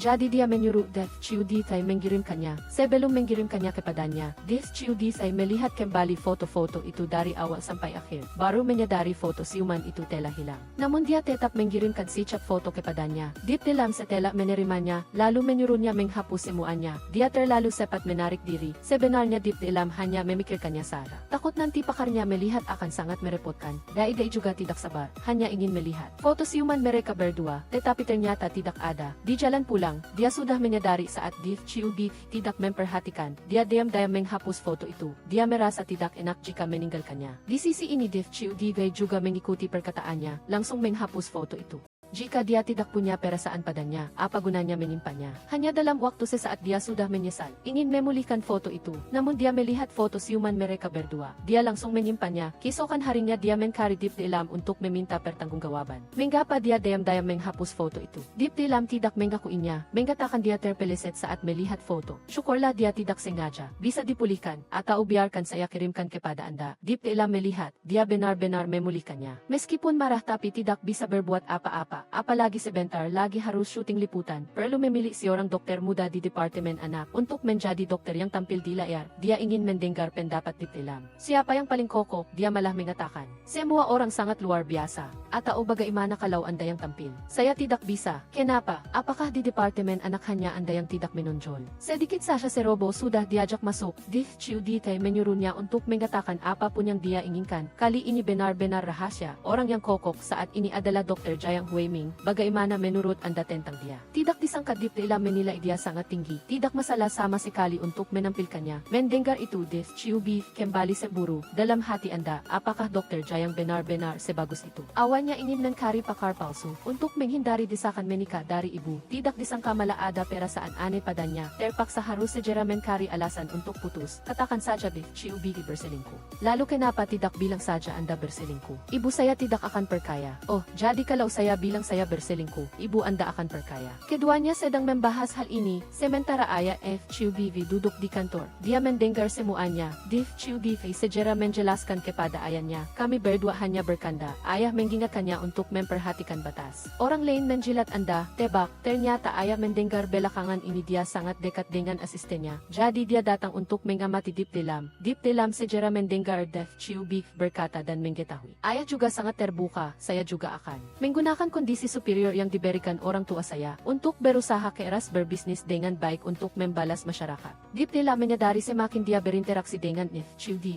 semakin banyak kelebihan yang dia temukan darinya, dan dia juga menyukainya dari lubuk hati yang paling dalam, tetapi dia tahu perbedaan status di antara mereka. Chiu Di tidak akan menyukainya, ditambah lagi siyang harinya dia datang ke rumah Deep Chiu Bi untuk membersihkan, lalu berbicara dengan ibunya. Dia mengetahui bahwa Deep Chiu Bi pernah punya pakar. Saat itu dia belum menjerti, asal suka langsung berkenkan. Baru belakangan dia menyadari itu bukan cinta. Mengapa kedengarannya seperti dia pernah terluka hati. Ibunya mendengar itu lalu bertanya apakah dia sudah punya pakar. Dia menjawab bahwa dia pernah berkenkan dengan seseorang, tetapi tidak lama. Dia tidak tahu bahwa Deep Chiu Di juga sedang resah. Dia mengira Deep Dilam masih menyukai Jiang Huiming, masih tenggelam dan belum bisa keluar, meskipun tahu orang itu sudah punya pakar. Asisten Lin menyuruhnya untuk menjujar Saka jika dia suka. Ada benarnya, tapi tidak perlu menjujar. Saya akan mencoba lebih peduli padanya, memperlakukannya lebih baik. Bukankah itu menjujar namanya? Sesampainya di rumah dia menerima telepon dari ibunya. Xiaoye pernah punya pakar, tapi tidak lama. Bukankah katanya cintanya ditolak? Sejak kapan dia jatuh cinta? Keesokan harinya dia bertanya tentang syuting laporan. Saya merekomendasikan Dr. Zeng. Deep Dilam tidak bereaksi terlalu besar. Dia malah mengatakan dia tidak bertanya. Kenapa saya tidak boleh merekomendasikan Dr. Jiang? Saya percaya Anda akan mempertimbangkannya. Benar-benar tidak ada kata yang terluka. Dr. Jiang tidak terpilih, tetapi pakarnya berpendapat itu karena Deep Dilam mengingkarnya. Dr. Deep bukan orang seperti itu. Apakah Anda percaya padanya? Jiang Huiming terpaksa mengatakan yang sebenarnya kepada pakarnya. Sebenarnya tidak ada penolakan lamaran sama sekali. Dia dan Deep Dilam memang pernah berpakaran sebentar. Malam harinya Deep Chiu Di mengajak Deep Dilam pergi bersamanya. Meminta bantuannya untuk memberikan hadiah kepada seorang gadis yang sangat istimewa. Dia juga mengatakan gadis ini sederhana, murah hati. Kadang-kadang bahkan sedikit lugu. Dia menggunakan petunjuk ini untuk memberikan pendapat. Apakah itu orang yang Anda sukai? Sebelumnya tidak pernah mendengar Anda menyebutkannya. Sudah bertahun-tahun lamanya. Awalnya Deep Dilam masih berharap orang itu adalah dirinya. Ternyata mendengar sampai sini dia kecewa. Mana ada suasana hati untuk membantu memilih hadiah lagi. Benar saja keesokan harinya, ada seorang gadis cantik datang mencari Deep Chiu Di. Berpakaian sangat modis. Deep Chiu Di setelah selesai bekerja lalu keluar. Xiao Yu, mereka berdua masih sangat akrab. Dia dan Deep Chiu Di bahkan belum pernah berpelukan. Yang penting adalah Deep Chiu Di sangat tahu kesukaannya. Dia menyuruhnya untuk membuatkan sejelas susuot. Dia tidak suka gula. Mungkinkah ini adalah gadis yang dia sukai selama bertahun-tahun? Melihat mereka berdua berbicara dan tertawa di kantor, dia merasa sangat tidak nyaman. Asisten wanita itu baru saja sedikit simpati pada pria tampan di depannya. Lalu mantan pakarnya mangkul, dan mereka berdua sangat akrab, membuat Deep Dilam yang baru sedikit tergoncang. Suasana hatinya langsung jatuh ke dasar jurang. Chiu Di hanya sibuk bersenang-senang sama sekali tidak menyadarinya. Sudah Sudah pulang kerja, dia masih ingin dia ikut bertemu si seorang. Mereka berdua sudah bilang menunggu di halte bus. Saat ini seorang anak kisil kambuh penyakit jantungnya, deep tilam. Sebagai dokter langsung melakukan pertolongan pertama. Deep Chiubis datang dan melihat pemandangan ini. Dia buru-buru turun dari mobil, diam-diam berdiri di sampingnya memayunginya. Setelah itu dia sangat memujinya. Bagus sekali Dr. Deep. Saat ini deep tilam baru teringat tas dan kalungnya. Tapi kalungnya hilang. Deep Chiubis hanya bisa berkata, saya sudah menjemasi semuanya. Ini adalah hadiah ulang tahun untuk Ibu Deep Chiubi. Syukurlah tidak hilang. Dia menyalahkan dirinya sendiri karena tidak bisa menyelesaikan apapun. Sampai ketika dia kembali melihat pelangi, suasana hatinya baru membaik karena melihat pelangi adalah pertanda baik akan terjadi. Dia juga menawarkan untuk memotret Deep Chiubi. Melihat Deep Chiubi berpose makam-makam, membuat dia melupakan semua hal yang tidak menyenangkan. Deep Chiubi juga segera mengambil kesempatan untuk mengajaknya makan karena pakaiannya baru saja basah kuyup karena hujan. Dia terpaksa pulang untuk mandi dulu, tapi tidak akan memakan banyak waktu. Baik, kalau begitu saya akan menunggu Anda. Dia adalah seorang direktur. Lagi pula dia adalah orang yang sibuk. Maaf ya, membuat Anda menunggu lama. Dengan sabar menunggu pakar selesai berdandan. Bukankah itu hal yang paling mendasar? Jangan berakting berlebihan begitu. Kalimat ini langsung menyadarkan Deep Chiubi kembali ke kenyataan. Tapi dia sama sekali tidak tahu. Deep tilam juga sedang tidak dalam suasana hati yang baik karena kemunculan mantan pakarnya, Kiaoyu. Dia selalu sengaja atau tidak sengaja menyebut mantan pakarnya karena penasaran. Jadi dia ingin tahu masa lalu mereka, mengapa mereka putus. Karena sudah tidak ada perasaan lagi. Ini memang sebuah masalah. Deep Chiubi juga bertanya tentang dia dan Jiang Huiming. Dia ditolak saat menyatakan cinta. Mengapa masih terlarut dan tidak mau melepaskan? Siapa yang tenggelam dan tidak mau keluar? Masih keras kepala, bukankah Anda masih menyukai Jiang Huiming? Karena saat di desa Peach Blossom, dia melihat dengan mata kepala sendiri. Deep tilam masih menyimpan foto Jiang Huiming. Hanya saja sebelumnya dia menaruhnya di buku dan lupa mengambilnya. Bukankah sudah disobek di depannya? Benar, pengakuan Sinta tidak berhasil. Karena Sinta berubah menjadi bensi. Dia pernah berkencan dengan Jiang Huiming sebentar. Karena ketidakkokohan karakter mereka putus. Sekarang dia sudah tidak punya perasaan lagi padanya. Hanya hubungan rekan kerja biasa saja. Mengetahui kebenaran itu, suasana hati Deep Chiubi terlihat jelas membaik. Benar-benar melihat pelangi maka akan ada hal baik yang terjadi. Setibanya di rumah dia langsung menyalakan musik, lalu melihat foto mereka berdua. Semakin dilihat semakin suka, tapi momen ini tidak berlangsung lama. Dia berencana untuk menyatakan perasaannya kepada Deep tilam. Mengatakan bahwa dia sekarang menyukai seseorang. Deep tilam menyadari dia sedang berbicara tentang Kiaoyu, dan berkata jika butuh bantuan katakan saja. Dia sungguh-sungguh setuju, asalkan Anda merasa kokok, maka saya setuju sepenuhnya. Sepertinya meskipun tidak ada Jiang Huiming, Deep tilam tetap tidak menyukainya, jadi dia memilih untuk menyembunyikannya sementara. Takut jika diungkapkan akan ditolak, nanti mereka berdua bahkan tidak bisa berteman. Tapi semakin dia tidak menjelaskan, semakin Deep tilam salah paham, mengira mereka benar-benar balikan. Dia sedih, berduka. Deep tilam memutuskan untuk menyesuaikan diri. Beberapa hari ini dia memang terlalu dekat dengan Deep Chiubi. Mulai sekarang dia memutuskan untuk menjaga jarak dengannya, untuk menghindari mantan pakarnya salah paham. Jadi keesokan harinya dia mengubah sikapnya saat bekerja. Beberapa hari ini saya agak melewati batas. Setelah ini saya akan mengingat dengan baik bahwa saya adalah seorang asisten. Sikapnya yang berubah drastis membuat Deep Chiubi sangat bertanya-tanya. Jadi setelah ini, kita akan menjadi hubungan apa? Tentu saja saat bekerja adalah atasan bawahan. Setelah pulang kerja adalah teman. Saya yakin direktur juga bisa profesional. Saya tidak bisa. Apakah Anda ingin saya berpura-pura menjadi pakar Anda lagi? Saya akan memilih waktu yang tepat untuk menjelaskan kepada ibu. Dia menyukai asistennya. Berniat menyatakan cinta padanya, tapi terjadi hal tak terduga. Satu kalimat berhasil membuat direktur kesal. Pintu kantor tertutup. Anda benar-benar hebat. Atasan berpura-pura jadi pakar dengan jelas. Sepat masuk peran, sepat juga keluar peran. Mereka berdua hampir bertengkar. Lalu asistennya Manko menginterupsi mereka. Melihat atasan sedang resah karena cinta, dia tak bisa menahan diri untuk bertanya apakah dia menyukai Deep tilam. Benar, ada masalah apa? Bertanya lagi apakah Deep tilam tahu.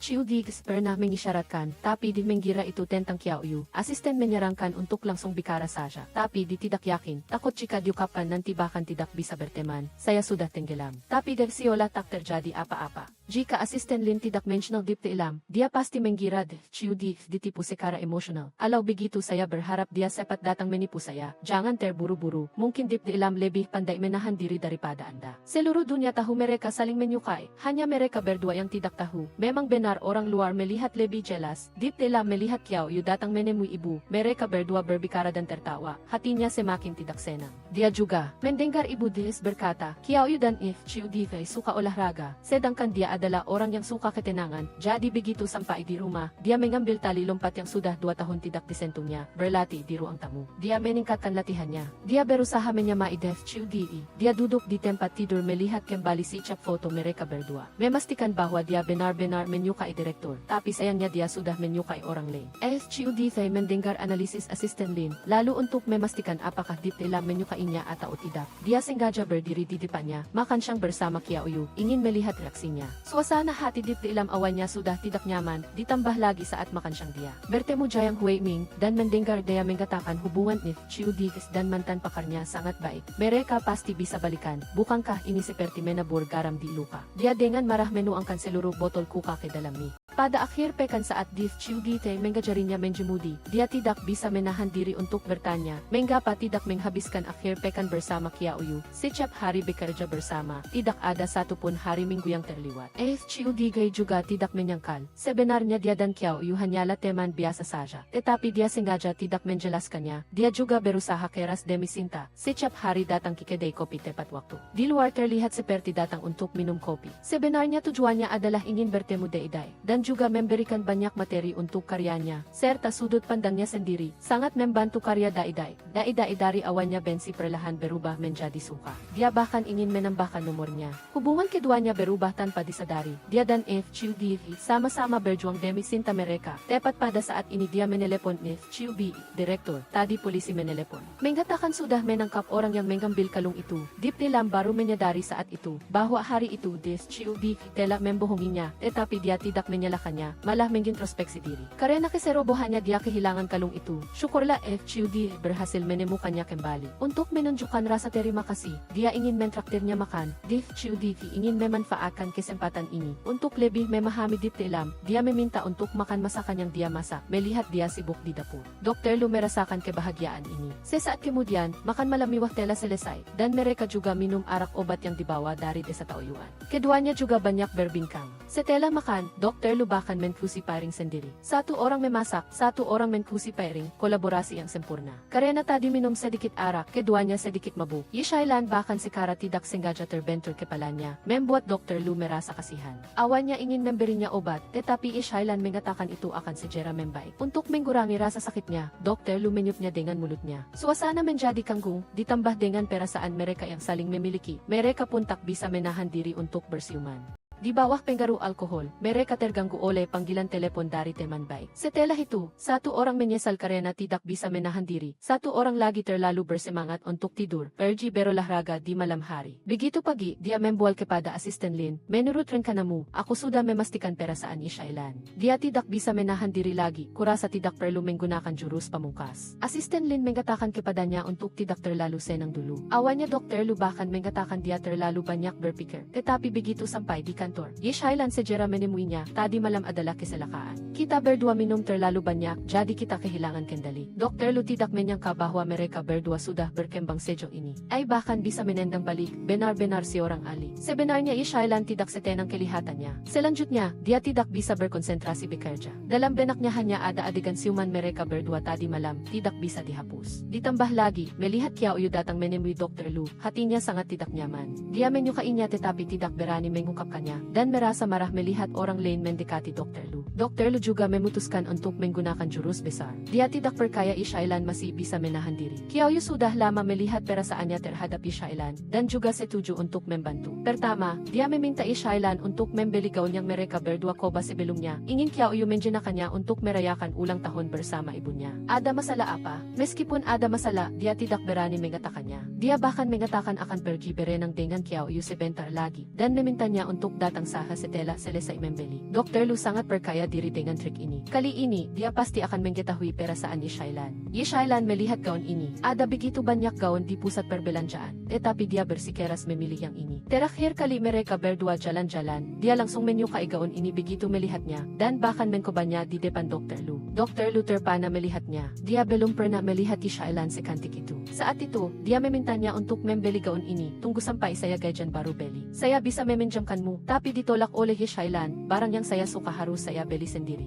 Takdisang ka, belum gadyan, gaon ito sudah dibeli oleh Dr. Lu. Di sisi lain, Dr. Lu jeli sa menunggu Shailan tiba. Siapa yang memberinya ay buruk ini? Ketika dia melihat bayangan Shailan, dia dengan panik melompat ke kolam, lalu memberi isyarat kepada Qiao Yu untuk memersikan air ke tubuhnya, berpura-pura menjadi kenakalan sepasang kekasih. Tapi trik ini, benar-benar berhasil memancing Shailan. Dr. Lu mendengar suara Shailan, dia berpuskerin naik tepi, melihat reaksi Shailan. Tak disangka, Shailan meletakkan barang-barangnya dan ingin segera pergi. Pergi begitu saja. Ada apa lagi? Tidak ada. Dia merasa sangat kisewa, tidak melihat hasil yang diinginkan.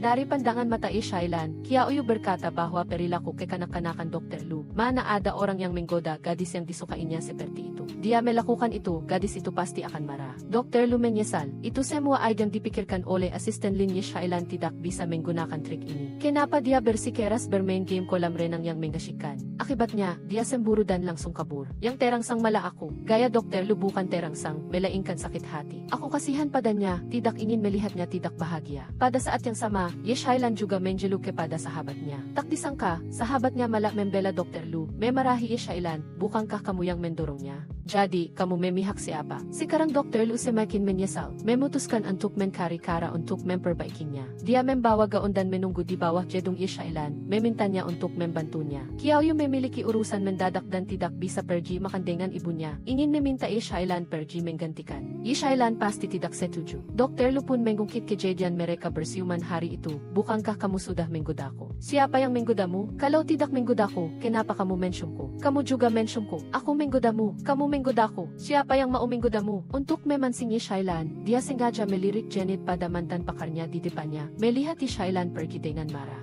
Dia menyesal lagi, memutuskan untuk mencari cara untuk memperbaikinya. Pagi-pagi sekali dia sudah menunggu di bawah rumahnya, ingin meminta bantuannya, berpura-pura menjadi pakarnya untuk merayakan ulang tahun bersama ibunya. Shailan tentu saja tidak setuju, kamu sudah punya pakar, lagi pula ibumu juga tahu hubungan kita. Jadi aku akan memberitahunya, aku sedang mencecarmu, kamu belum setuju. Meskipun begitu, Shailan tetap tidak setuju. Dr. Lu pun mengeluarkan video utang sebelumnya, sekarang kamu tidak bisa tidak pergi lagi. Dr. Lu kembali memberikan gaun itu. Shailan juga sudah berpikir journey. Anggap saja ini membayar utang. Aku juga harus berdandan cantik. Dia bisa dianggap setengah berhasil. Di perjalanan pulang, Shailan tetap tidak bisa menahan diri bertanya, gaun ini lebih bagus dipakai aku, atau Qiao Yu. Semburu ya, Qiao Yu belum memakainya. Qiao Yu belum pernah memakai gaun ini. Setelah itu, mereka berdua pergi ke toko bunga. Saat itu, sahabatnya menelepon, pertama kali bertemu orang tua pasangan, harus sedikit berhati-hati. Tenang saja, aku punya perhitungan sendiri. Tak disangka, Luzhaok si membeli bunga untuk ibunya, dan juga membeli buket mawar 13 tangkai untuknya. Ternyata dia begitu perhatian. Apalagi sesampainya di depan rumah, Dr. Lu kembali membungkuk untuk mengambilkan sandalnya. Tidak perlu, saya bisa sendiri. Benar saja, jika mencintai seseorang, apapun rela dilakukan untuknya. Sebelum orang tua datang, adalah waktu berduaan mereka. Melihat Shailan selesai minum teh, dia segera menuangkan lagi untuknya. Jika kamu adalah daun, maka aku takut di mataku tidak akan ada bunga lagi. Kata-kata sinta tersirat ini membuat Shailan kukup malu. Di meja makan, orang tua Dr. Lu juga sangat menyukainya, dan mereka juga menyebutkan kejadian di desa Taoyuan. Malam itu mereka kukup akrab. Dalam perjalanan mengantar Shailan pulang, Dr. Lu tidak bisa menunggu lebih lama lagi, lalu dengan berani mengungkapkan cintanya, aku menyukaimu. Pada saat yang sama, dia juga meminta maaf atas kejadian di kolam renang. Itu semua karena aku terlalu kekanak-kanakan, seharusnya tidak menggunakan cara ini untuk memancingmu. Sebenarnya hari ini Shailan juga ada yang ingin dia bicarakan dengannya. Dr. Lu mendengar itu lalu menjadi bersemangat. Tunggu aku parkir dulu baru bicara. Mereka tiba di tempat di mana mereka melihat pelangi terakhir kali. Luzhaok si, terima kasih sudah menyukaiku, aku juga menyukaimu. Perasaan kedua belah pihak sudah terkonfirmasi, jadi Dr. Lu tidak ingin menunggu lagi. Aku belum selesai bicara. Dr. Lu memintanya untuk terus bicara. Sampai sekarang Shailan masih belum yakin, apakah Luzhaok si benar-benar menyukainya. Dia takut ini hanya ilusinya. Cinta ko padamu, bukan hanya ketertarikan sesaat, melainkan semakin hari semakin pasti. Sekarang sudah jelaskan. Ketika dia hendak mensyumi Shailan, dia menghindar. Belum selesai bicara, dia kembali mengungkapkan kekhawatiran di hatinya. Melihat dia terus ragu-ragu, Dr. Lu menjeluar kan si ikat bunga dari mobil, 14 na tangka imawar, 7 warna, seperti pelangi yang melambangkan hal-hal baik yang akan datang. Kini Shailan tidak ragu lagi, dan sekarang aktif berjanjit mention Dr. Lu. Dia ingin berani demi cinta sekali saja. Orang sudah proaktif begitu, Dr. Lu tidak bisa menahan diri lagi. Kali ini keduanya sadar, benar-benar bersama. Suasana hati Dr. Lu jelas membaik, namun dia masih sedikit khawatir. Takut Shailan akan mengabaikannya seperti sebelumnya setelah bangun tidur. Agar dia bisa tidur nyenyak, Shailan memutuskan untuk menggaikan jari kelingking sebagai jaminan kepadanya, dan akhirnya menkapnya. Sekarang sudah tenang kan? Sahabatnya melihat bunga-bunga itu terlalu menkolok, tetapi Shailan tidak berpikir demikian. Terakhir kali dia membeli mawar merah muda, total 13 tangkai. Kali ini 14 na tangkai, melambangkan satu kehidupan dan satu masa. Setelah mengonfirmasi hubungan mereka, Dr. Lu langsung menjemput Shailan untuk bekerja di pagi hari. Hari baru yang indah pun dimulai. Namun, Shailan berpikir, sebaiknya hubungan mereka tidak dipublikasikan untuk sementara waktu, takut akan memenggaruhi pekerjaan Dr. Lu. Selama itu adalah idenya, Dr. Lu akan menerimanya. Dia sedang dalam suasana hati yang baik, tak bisa menahan diri untuk mengunggah sesuatu ke media sosial. Hidup masih sangat indah. Tetapi Dr. Lu belum pernah melihat dia mengunggah. Kamu jarang mengunggah. Pasti aku melewatkannya. Namun setiap hari Dr. Lu selalu membuka halaman media sosialnya. Di sana tidak ada apa-apa. Kamu memblokirku. Sekarang aku akan segera membuka blokirnya. Kamu melakukan kejahatan apa? Sepat katakan, kamu sangat menyukaiku. Betul, meskipun mereka sudah mengonfirmasi hubungan asmara mereka, Shailan tidak ingin mempublikasikannya. Takut akan memenggaruhi pekerjaan Dr. Lu karena dia sedang melakukan audit rumah sakit. Jadi mereka berdua tetap berkencan dayam-dayam. Takut ketahuan oleh rekan kerja di rumah sakit. Meskipun mereka berhati-hati, mereka tetap menjadi sasaran. Ketika mereka berdua tidak memperhatikan, banyak foto mereka berdua diambil. Mereka berdua yang sedang dimabuk cinta belum mengetahuinya. Selama ada waktu, mereka akan berkencan di hutan.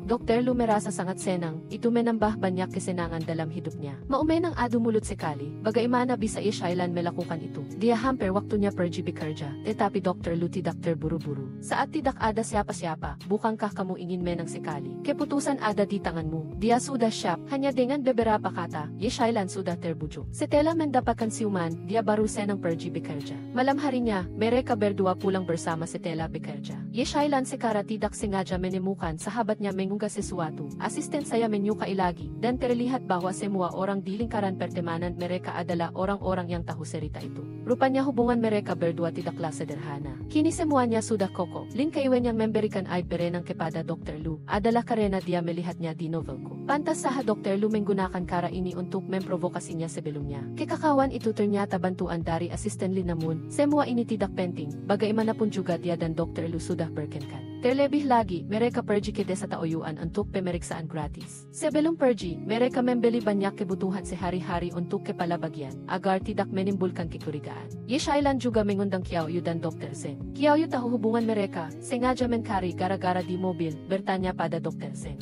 Kamu tidak penasaran Dr. Lu menyukai gadis seperti apa? Dr. Lu bisa bilang tidak. Saya sudah punya orang yang saya suka. Siapa yang seberuntung itu? Bukankah dia jauh di sana tapi dekat di mata? Qiaoyu kemudian berkata kepada Dr. Zeng, saya adalah mantan pakar Dr. Lu. Kata-kata ini terukap, Dr. Lu menjadi sangat tegang. Benar, kami berdua memang pernah berpakaran saat kuliah, tapi putus dengan cepat. Dr. Li jangan salah paham. Setelah sampai di desa Taoyuan, melihat Dr. Xiao mengajak mereka berdua berkeliling. Dia langsung menjelaskan lagi, tadi Qiaoyu hanya berkata, jangan dimasukkan ke hati. Dia tidak akan berpikiran sempit begitu. Namun, barusan penampilan Dr. Lu tidak buruk. Shailan memberinya hadiah siuman, tak disangka meninggalkan bekas lipstick di wajahnya. Mereka berdua belum sempat membersihkannya. Kedua kepala bagian tiba-tiba mangkul, membuat mereka panik dan segera menutupi wajah Dr. Lu. Mereka mengatakan dia sakit, wajahnya sangat panas. Kepala bagian ingin memeriksanya, tetapi ditolak oleh Shailan. Menyuruhnya pergi mencuci muka untuk mendinginkan diri. Namun, kepala bagian masih belum tenang, segera memeriksa suhunya. Untungnya semuanya normal. Pemeriksaan gratis sibuk sepanjang hari. Setelah mengantar semua orang pergi, kini hanya tersisa mereka berdua. Shailan meminta Dr. Lu untuk datang ke penginapan di kota nanti, tetapi dia mendengar Shailan ingin tinggal di klinik. Ayaw mong pumunta sa rest house, kahit anong sabihin. Akala ni Shailan gusto niyang matulog sa iisang kwarto kasama niya. Nagkagulo sila ng kalahating araw, tapos gusto lang pala ng tao na pumasok sa room. Ano ba iniisip mo? Wala ka namang masamang intensyon sa akin, di ba? Inis na inis Inis na kinuha ni Eshilan ang baston at pinalo siya, at nakita pa ito ng dalawang direktor. Sinabi nilang kahit ang direktor ay kaya niyang saktan. Sino ang hindi nakakaalam ay mag-aakala na magkasintahan kayo. Walang sikreto dito. Kung malalaman nila, malalaman ng buong nayon. Ngunit kinagabihan ay biglang yakap ni Eshilan ang liig niya at sinabing, matulog ka sa kwarto ko ngayong gabi. Pupunta ako at matutulog sa kwarto ng direktor. Makikipag-usap ako sa kanya. Nang umaga ay kumakain na ang lahat. Patuloy na pinupuri ng pangalawang direktor si Xiao. Subilang matalino, masigla at mahusay sa trabaho na parang alam niya ang lahat. Napansin agad ito ni Direktor Lu at ipinagpapares pala ng direktor ang dalawa. Dr. Ye, ano sa tingin mo ako? Sa harap ng kanyang kasintahan, paano sasagutin ni Shailan ito? Kaya lang niyang sabihing hindi pa sila lubos na nagkakakilala. Tinanong muli ni Direktor Lu si Xiao Su, naiintindihan mo ba si Dr. Ye? Dati, narinig niya ang dalawang direktor na nagsabi na ang kasalukuyang Dr. Ye ay hindi katulad ng sinabi nila. Akala niya ay isang marahas na kasintahan si Dr. Ye. Hindi inakala ng dalawang direktor na ganito pala kalaki ang pagbabago ni Shailan sa kanyang pagbalik. Narinig ko po na ang pag-ibig ay nagpapabago sa isang tao. Bukankah dia sedang pakaran sembuni-sembuni. Dia adalah seorang direktor yang sangat menjaga reputasinya, tetapi di depan pakarnya, bahkan sejelas air pun tidak bisa dia pegang. Barusan, ketika mereka berdua berkencan diam-diam, Dr. Zeng dan Qiao Yu tiba-tiba mankul. Shailan melihatnya dan dengan panik melepaskan tangannya, tidak memperhatikan bahwa tangannya sakit. Dia takut kedua orang itu akan mengetahui hubungan mereka. Setelah itu baru teringat untuk bertanya apakah tangannya baik-baik saja. Tentu saja sakit. Jelas air pun tidak bisa diangkat lagi. Sekarang masih sakit. Tadi dia melepaskan tangannya dengan kuat. Bagaimana mungkin dia tidak sakit? Shailan segera meminta maaf padanya, lalu meniupnya agar sakitnya berkurang, dan mention tangannya. Sekarang sudah mendingan? Sudah sembuh. Letahudi berpura-pura, tapi direla bekerja sama dengannya. Meskipun setiap hari mereka berhati-hati, tetap saja ada beberapa orang yang mengetahuinya. Orang-orang mulai membicarakan hubungan mereka di belakang, mengatakan bahwa Dr. Ye dan Dr. Lu sedang berkencan. Ketika Dr. Ye datang ke desa Taoyuan untuk pemeriksaan amal, dia kebetulan bertemu dengan Dr. Lu kita, dan Dr. Lu langsung jatuh cinta padanya saat pertama kali bertemu. Kali ini datang ke desa Taoyuan untuk pemeriksaan amal, adalah untuk mengunjungi kembali tempat lama. Keduanya terlihat sangat nyaman saat berduaan, tidak seperti hubungan atasan dan bawahan. Siapa yang bilang, rekan kerja di bagian penerimaan pasien. Berbicara tanpa dasar. Keduanya yang tidak tahu masih duduk di dalam mobil bermesraan. Beberapa bulan pemeriksaan amal di desa Taoyuan menghasilkan banyak hal, dan dia juga belajar akupunktur dengan kepala bagian. Panen terpenting ko di desa Taoyuan bukanlah kamu. Ako bukan panen, ako adalah anugera dari langit. Kata-kata ini menyentuh hati Dr. Lu. Shailan akan kembali ke departemen anak, setelah ini tidak bisa lagi menggunakan status asisten untuk berangkat kerja bersama. Dr. Lu mengusulkan untuk membelikannya mobil, agar nanti lebih mudah berangkat dan pulang kerja. Dia adalah type orang yang mandiri, bagaimana bisa menggunakan uang pakar. Tetapi Dr. Lu adalah pakar, selalu ingin berperan, mengumpulkan poin kesan baik di depan pakarnya. Namun Shailan tidak mau memberinya kesempatan. Sangat sapat Dr. Lu menerima telepon dari asisten Lin. Di rumah sakit sudah ada yang menyebarkan berita mereka berdua berpakaran. Dr. Lu tidak peduli dengan hal-hal ini, dia malah berharap bisa go public. Sebenarnya dalang di balik semua ini adalah Dr. Gao, orang yang sebelumnya menyuruh orang untuk memata-matai juga dia. Mengetahui Dr. Lu melakukan audit rumah sakit, takut akan menimbulkan masalah baginya, jadi dia bekerja sama dengan Dr. Xu, memanfaatkan rumor dia dan Dr. Ye untuk menjatuhkan Dr. Lu. Karena dia tahu bos Lu paling benci orang yang punya hubungan asmara tidak benar, meskipun itu anak kandungnya, dia juga tidak akan mendukung.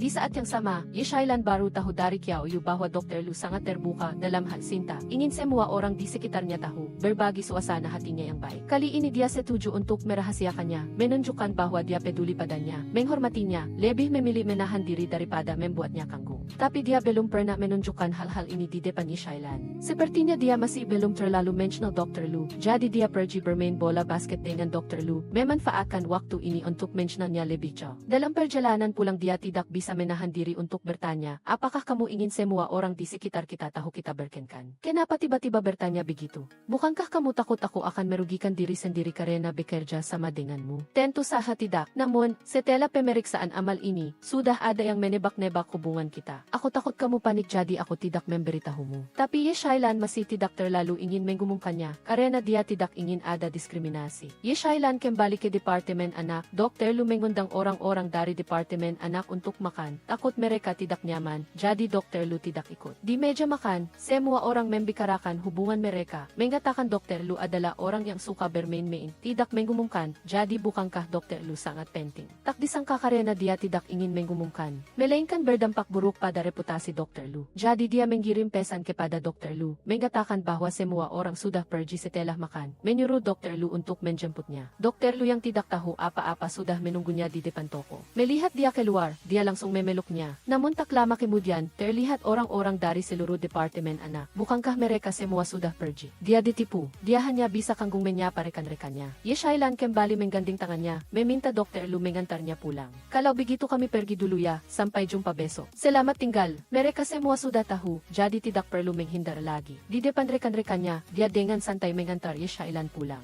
Pero marami pa rin siyang tanong, bakit biglang isinapubliko ang relasyon? Nagkaroon ba ng anumang pagpukaw? At hindi ba may nagpakalat ng balita sa ospital na niloloko niya ang iyong damdamin at ayaw niyang isapubliko? Ngunit malinaw na iyon ang iyong ideya, wala itong kinalaman sa kanya, kaya sinadya mong papuntahin siya upang sunduin ka. Kaya bakit hindi mo siya ipinakilala kanina? Bago siya dumating ay sinabi ko na sa kanila. Susunduin ako ng aking kasintahan, ang direktor ng ospital ay. Biglang nagkaroon ng bagong pagkakakilanlan, na lubos na nakakatuwa, ngunit mabilis siyang nakatanggap ng masamang balita, na si Dipti Ilam Dae-Dae ay isang babaeng mapaglinlang at mapanlinlang, puno ng kapalaluan. Palaging nagpapapuri sa direktor ng ospital, na gustong umakyat sa matataas na sanga at maging isang phoenix. Hindi inaasahan ng direktor ng ospital na magsasalita sila ng ganoon kalakas. Narinig din niya na si Vice Director Cao ay nakipagkita rin kay Dipti Ilam Dae-Dae. Gusto niyang magbigay siya ng talumpati sa rally ng tulong medikal at ibahagi ang kanyang mga personal na karanasan. Hindi ako marunong magsalita. Bilang kasintahan ng direktor ng ospital, magiging mas malaki ang epekto ng talumpati. Sa simula ay tumanggi pa siya. Ngunit gusto niyang puntahan ang direktor ng ospital upang magtanong. Ayaw ni Dipti Ilam Dae-Dae na guluhin siya sa lahat ng bagay, kaya pumayag na lamang siya. Sa gabi ay buong puso siyang umupo upang baguhin ang draft. Nag-alala ang direktor ng ospital na masyado siyang nahihirapan. Kaya dinalhan niya ito ng cake upang madagdagan ang kanyang enerhiya at naawa rin sa kanya. Matapos silang magkasama ay marami na siyang pinagdaanan.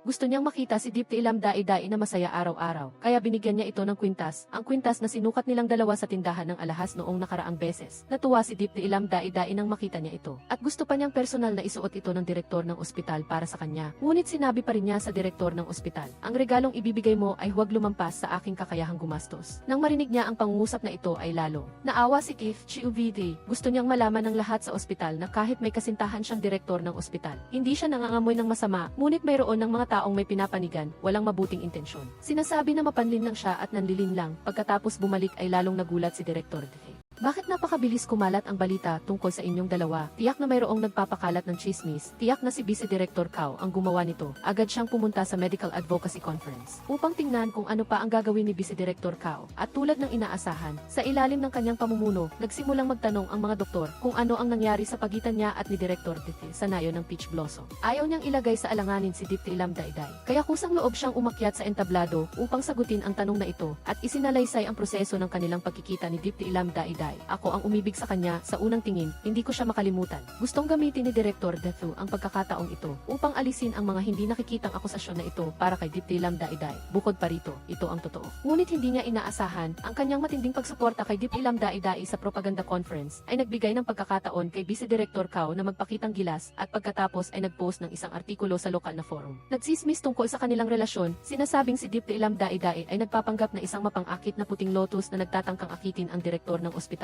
na mula ulo hanggang paa ay mapanlinlang sa Peach Blossom Village. Ay naloko na niya ang direktor ng ospital at inilipat pa siya sa ospital. Pagkatapos bumalik ay hindi siya binigyan ng schedule ng duty ng chairman, hindi alam kung anong pamamaraan ang ginamit niya upang maging personal na assistant ng direktor ng ospital. Maraming sinabing masama tungkol sa chairman at sa huli ay tinanggal ng direktor ng ospital ang chairman, hindi ito ang katotohanan.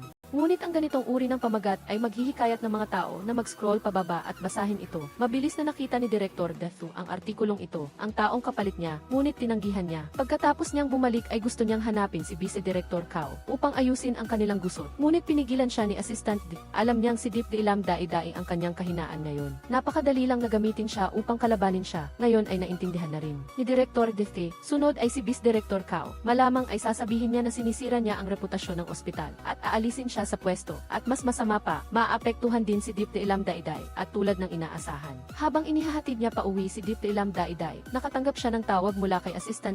Nagpa siya ang grupo na pansamantalang suspindihin ang mga shift ni Dipti Ilam Dae-Dae. Sinasabing si Direktor Dete mismo ang nagdesisyon. Sige, alam ko na, biglang kailangang mag-business trip ng kasintahan. Nag-empack ka ng kanyang gamit at nakita mo ito sa kanyang mga gamit, agad siyang nagpaliwanag. Hindi ba kailangan kong dalhin ito sa aking business trip? Noon ay mayroong promo ang tindahan, bibigyan ka ng regalo kung bumili ka ng 100 yuan. Libre ito, totoo ba? Syempre totoo, ipapakita ko sa iyo ang resibo. Ngunit matagal niyang hinanap sa kanyang bag at hindi niya makita ang resibo at nainis pa nga siya at gustong magreklamo sa kanila. Sinabi naman ni Dipti Ilam Dae-Dae na pabayaan na lang niya, kahit binili man o niregalo, gagamitin mo rin naman iyan sa lalong madaling panahon. At kailangan pa kitang tulungang ayusin. Labis na nagsisisi ang direktor ng ospital. Bakit ito pa ang ibinigay ko? Hindi niya akalain na pagkaalis ng direktor ng ospital, dumating na ang kanyang ama upang hanapin siya at sinabi sa kanyang makipaghiwalay sa kanyang anak. Ang dahilan ay patuloy pa rin ang paghahamon ni Vice Director Cao. At maaaring madamay pa ang kanyang pamilya. Kailangan kong ilayo ka sa isyong ito dahil ang target niya ay si Keith Chiu Dee. Ikaw ay nadamay lamang. Marahil ay sinabi na rin ni Keith Chiu Dee sa iyo ang kanyang layunin bilang direktor ng ospital. Pangunahin ay dahil Direktor Cao, dumating ka rito bilang direktor ng ospital upang lutasin ang mga problema ng ospital. At iyon ay si Vice Director Cao na isang matagal ng empleyado ng kumpanya. Sa loob ng maraming taon ay palaging ginagamit ang kanyang posisyon upang iligal na kumuha ng pera. Napakahirap makahanap ng kanyang kahinaan.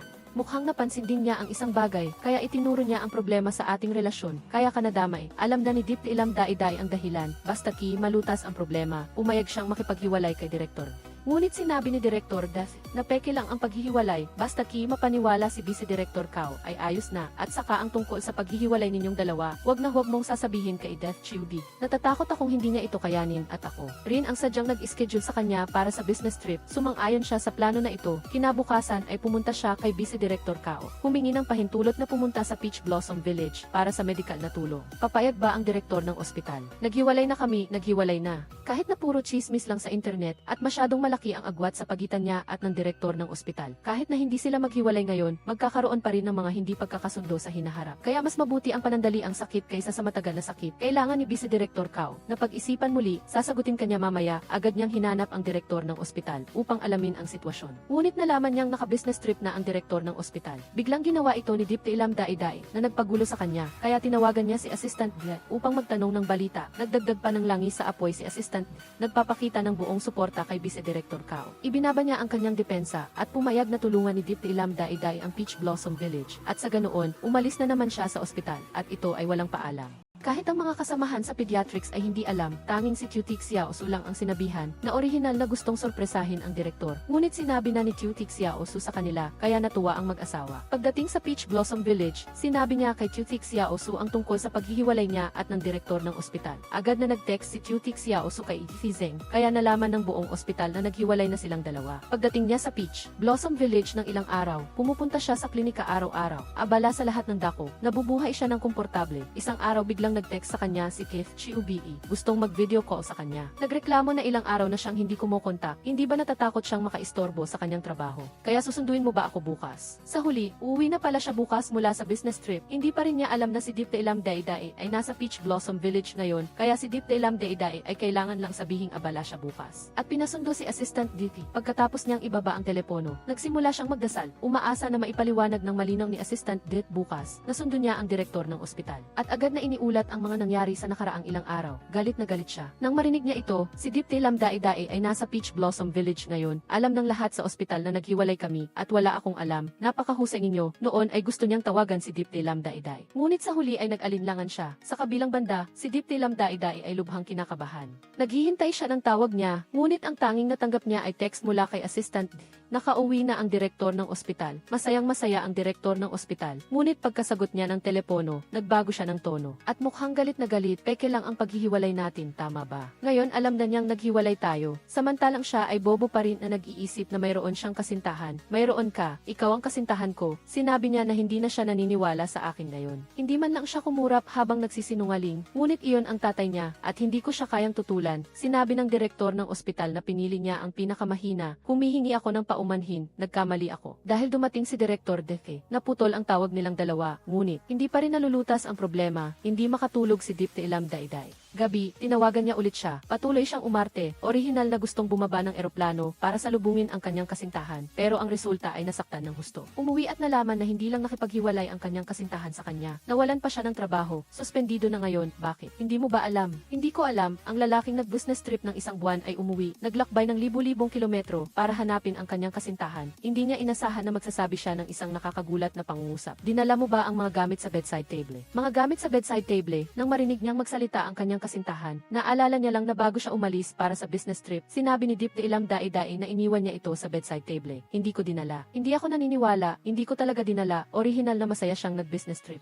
Pagbalik ko, nalaman kong nakipaghiwalay na ang kasintahan ko sa akin, at iyon ay gusto pa ng tatay ko. Agad akong pumunta upang hanapin ang aking tatay. Ayaw mo bang makipag-date ako kay Deep Ilam Dai-Dai? Sa totoo lang, ang ideya ng peking paghihiwalay na iyon ay galing sa nanay ko. Alam niyang totoo ang pagmamahal ko kay Deep Xiaoye. Makakayanan mo pa rin ang kaunting gulo na ito. Ngunit mula sa insidenteng ito ay napag-isipan din ni If Chiu Dili. Hindi ba masyado akong naging agresibo? Kaya nang tumawag si Deep Ilam Dai-Dai sa gabi, gusto niya itong tuksuhin. Pinagtaksilan ako, at hangal ka pang nagbibilang ng pera para sa akin. Malungkot na malungkot ako, patawad. Kung gusto ng tatay mo na gamitin ang bagay na ito para paghiwalayin tayo, ano ang gagawin natin? Babalikan kita, sige subukan mo, hindi na kailangan. Agad niyang sinabi na ang mga matatanda ay dapat managot sa kanilang mga pagkakamali. Matapos mag-isip si Deep Ilam Dai-Dai ng kalahating araw ay sumang-ayon siya. Ang tagumpay ng ideya ay nagpasaya sa kanya ng labis. Pagkatapos ay hintayin na lang natin kung paano siya susuyuin ni Deep Ilam Dai-Dai pabalik. Ngunit wala siyang karanasan sa aspetong ito, kaya kailangan lang niyang humingi ng tulong sa kanyang matalik na kaibigan para mag-isip ng plano. Sinabi ng kanyang matalik na kaibigan na gamitin niya ang pinakaklasikong paraan, ang pagiging makapal ang mukha at kapit ng kapit. Kaya bawat araw, bukod sa pag-uulat ng kanyang schedule at 3 pagkain sa isang araw, palagi siyang nagbibigay ng bulaklak sa kanya. Ang lalaking ito ay labis na nasisiyahan ngayon. Sa wakas ay nararanasan niya ang pakiramdam ng pagiging nililigawan. Ngunit para sa kanya, hindi pa rin ito sapat. Kailangan pa rin niyang magpatuloy na magpanggap. Hindi ganoon kadali ligawan ang gwapong lalaking ito. Kailangan mong subukan pa, kaya ituro mo sa akin ang daan. Ikaw mismo ang lumakad sa daan. Galingan mo. Kaya kinabukasan, pagkatapos ni Tutik Xiaosu, humingi ng leave si Deep Ilam Dai-Dai sa direktor. Gustong umuwi sandali. Kailangan niyang humingi ng tawad. Sa kabilang banda, inihahanda na rin ni Chiu BC ang kanyang paglilipat ng trabaho. Nabunyag ang kaso ni Vice Director Kao at dinala siya ng pulisya. Si Vice Director Tihiksu ang pumalit sa kanyang posisyon at naging opisyal na direktor dahil may mahalagang bagay pang kailangan gawin si Chiu BD. Kinailangan niyang unahin na linisin ang pangalan ni Deep Ilam Dai-Dai na binubulok ng mga chismis. Agad na nagbago ang opinyon ng publiko. Sinabi ko na hindi mapagkakatiwalaan ang ganitong uri ng balita. Talagang siniraan siya ng masamang tao. Ngayon ay napatunayan na ang pagiging inosente ni Deep Ilam Dai-Dai. Ang susunod na hakbang ay pumunta sa Peach Blossom Village upang hanapin ang kanyang asawa at padalhan siya ng larawan ng pangingisda sa gilid ng lawa. Tuwang-tuwa siyang tumakbo upang humingi ng pahinga sa direktor. At pagkatapos ay bumalik at umiyak sandali. Pagkatapos ay pumili siya ng magagandang damit at sumakay sa bisikleta. Hindi na makapaghintay na tumakbo upang hanapin si Chiu B. Sa oras na ito ang kanyang kalooban ay kasing ganda ng tanawin sa tabing daan. Pagkatapos ng lahat, isang buwan na silang hindi nakikita. Gusto lang niyang tumakbo ng diretsyo sa harapan ni Chiu B. Dahan-dahan siyang lumapit sa kanya. Gustong sorpresahin siya. Huwag ka nang maging maingat, narinig na kita. Hindi niya inasahan na siya pala ang naunang nakita. Nang makita niyang lumitaw siya, hindi pa rin siya tinanggap ni Chiu B. Hindi na napigilan ni Deep Ilam Dai-Dai. Iniladlad niya ang kanyang buong katawan kay Chiu B. Teka, huwag kang magpikit ng mata para lang palampasin ito. Hindi niya inasahan na ganito na siya kaagresibo. Ngunit hindi pa rin siya pinatawad ni Chiu B. Mukhang hindi pa sapat ang kanyang pagsisikap. Kailangan pa niyang maging mas agresibo. Sa totoo lang, mula simula hanggang katapusan ay hindi naman galit si Chiu B. Gusto lang niya ng kaunting pampasigla sa relasyon. Pagkatapos niyang bumalik sa Peach Blossom Village, nagluto ulit si Deep Ilam Dai-Dai ng manok para sa kanya. Tinukso siya ni Vice Director, ang 300 yuan na manok mo, nabayaran na ba ni Xiao Def Little Lu? Ang magkasintahan na naghiwalay ng isang buwan ay sa wakas ay nagkita na. Sinabi ng kanyang kasintahan na manatili siya ngayong gabi. Hindi mo ba dinala iyon? Mayroon sa katabing butika. Kinuha mo na, nagnakaw ka ba? Siyempre hindi, binili ko sa Vice Director. Wala akong pakialam sa mga bagay na yan. Tumalikod siya at isinara ang kurtina. Hindi niya pwedeng isipin ng Vice Director na may problema siya at lalong hindi niya pwedeng bigin ka. Bago pa man yon ay sinabi na ni Chiu B.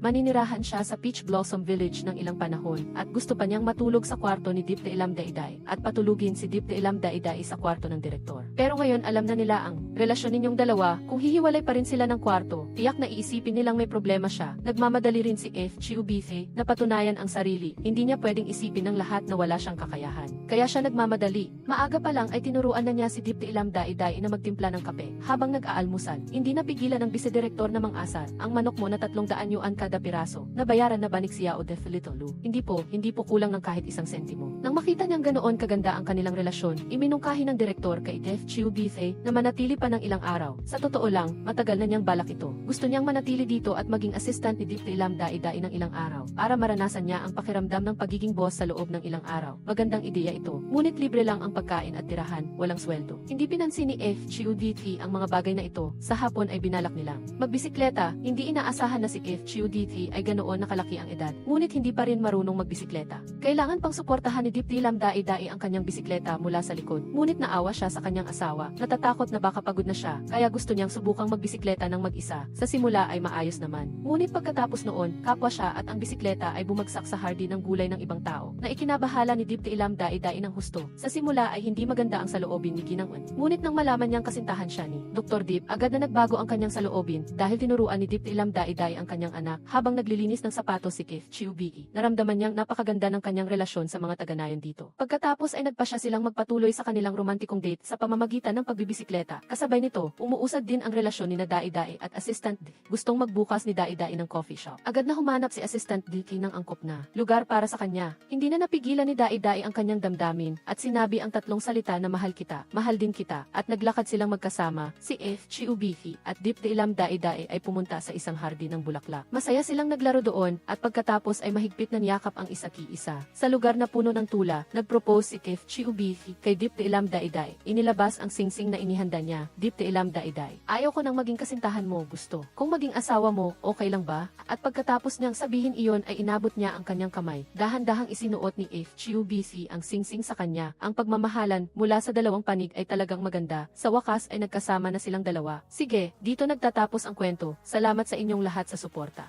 Nais kong ang mga manonood sa harap ng screen ay maging masaya rin, maging ganap, makahanap ng tamang tao, at mamuhay ng maligaya habang buhay.